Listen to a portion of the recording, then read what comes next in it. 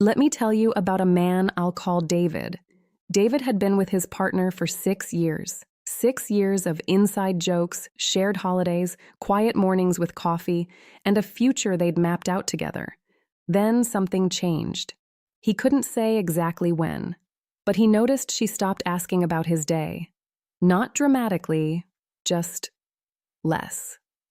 Then she started keeping her phone face down at dinner. Then she became oddly critical of things she used to love about him. His ambition became workaholism. His calm became detached. His loyalty became boring.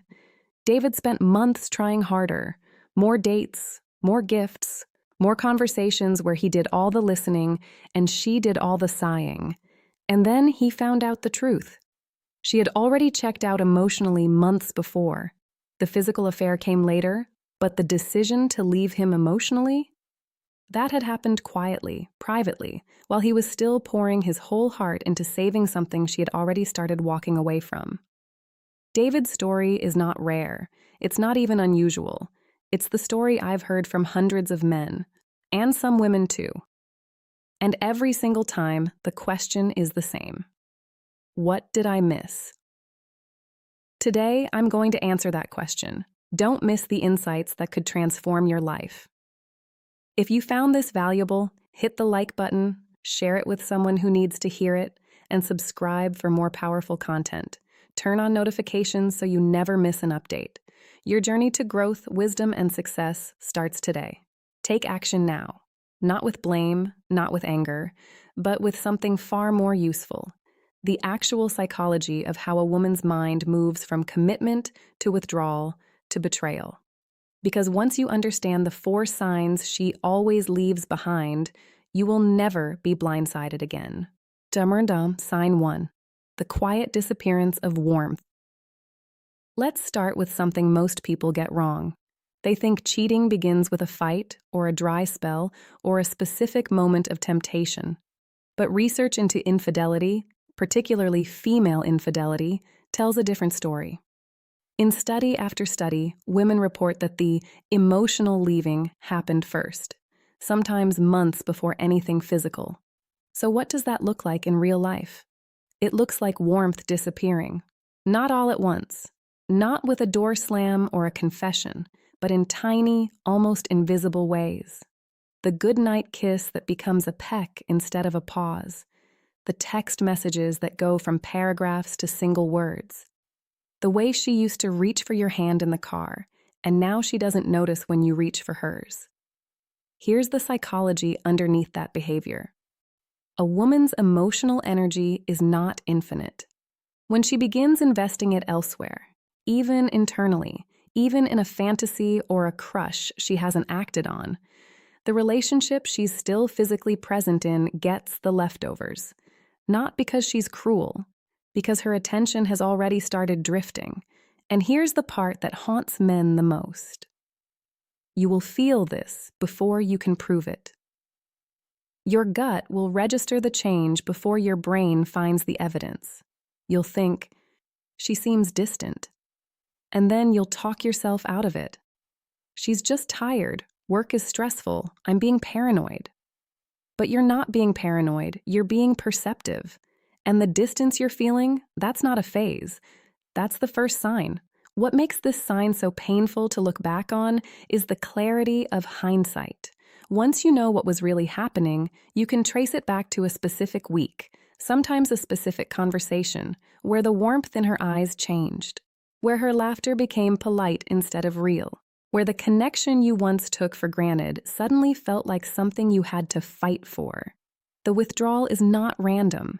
It is the first thread pulling loose in a sweater that is about to unravel completely. Sign 2. The wall of secrecy that appears out of nowhere. Now, let's talk about something that will sound familiar to anyone who has lived through this. One day, without any announcement, a wall goes up. The woman who used to leave her phone on the kitchen counter now takes it everywhere, including the bathroom. The woman who used to tell you about her day now gives one-word answers. The woman who never cared about privacy suddenly has passwords on everything.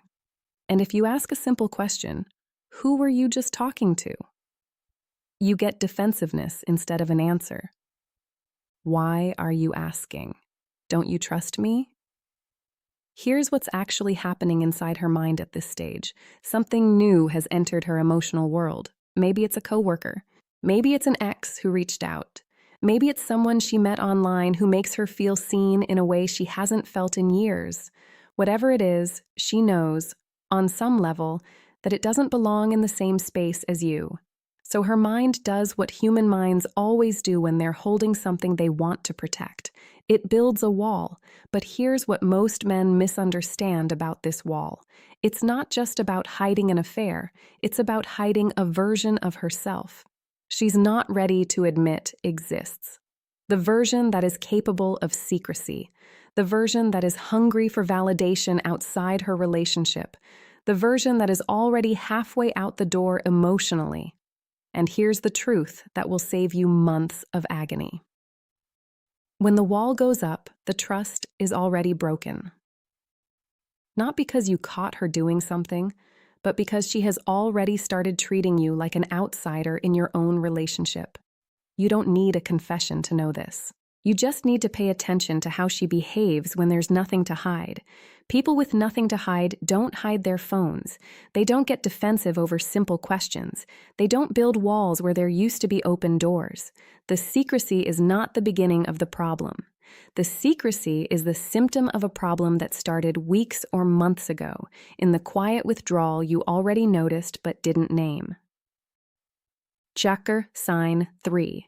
The rewriting of your shared history. This is the sign that messes with your head the most. Because suddenly, the relationship she used to describe as good or solid or happy is being rewritten as something else, something flawed, something unfulfilling, something that was never really working, even though you remember it working just fine. She starts bringing up old fights you thought were resolved. She starts magnifying small frustrations into character flaws. She starts saying things like, "I've been unhappy for a long time," even though she never said that before, even though she was laughing with you last week, even though she was making plans for next month. What is happening here? Psychology has a name for this: cognitive dissonance reduction. Here's how it works. The human mind cannot hold two opposing truths for very long without intense discomfort.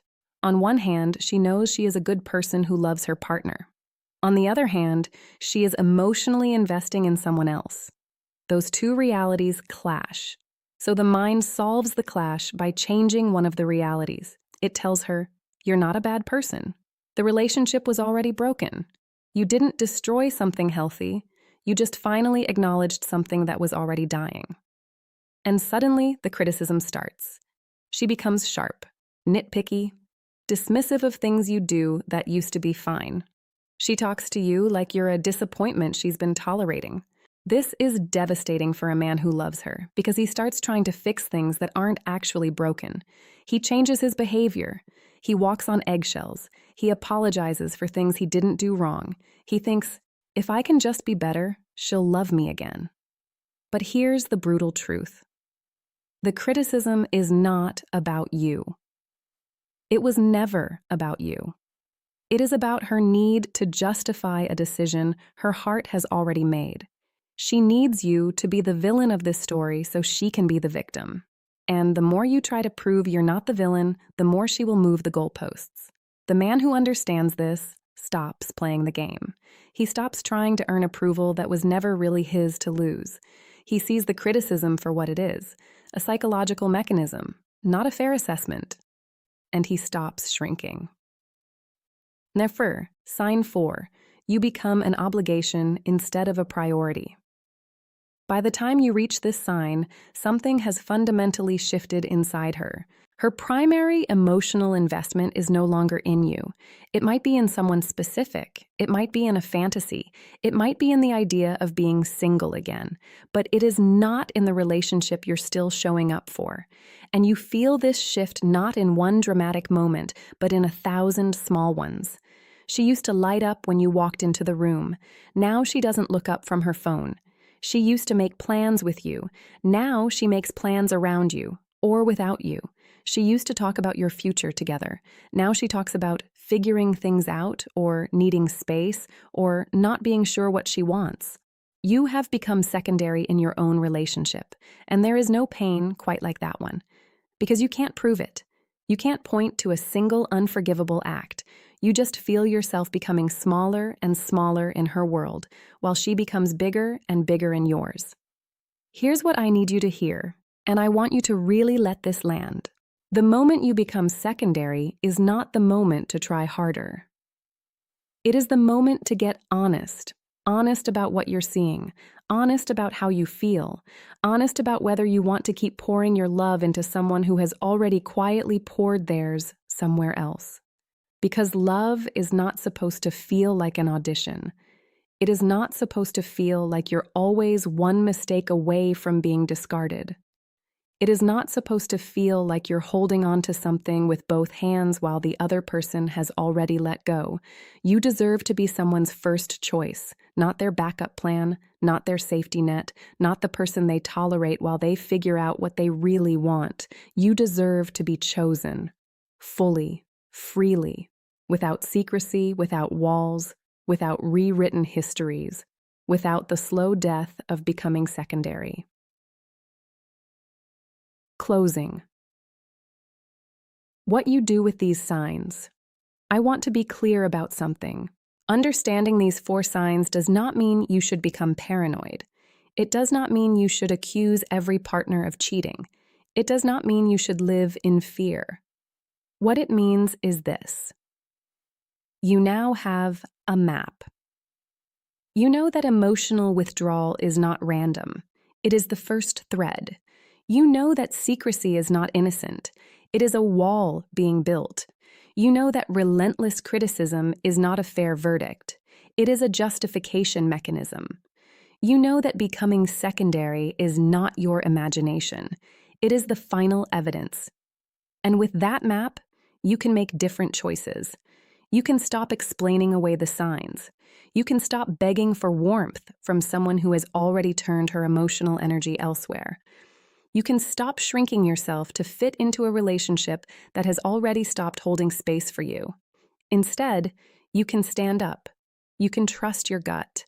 You can name what you're seeing to yourself, if not yet to her. And you can decide that your love is not a bargain item to be kept on a shelf until someone better comes along. The 4 signs she leaves are not random. They are footprints, and footprints tell you where someone has already gone. Now you know how to read them. The question is not whether you'll see them. The question is, what will you do when you do?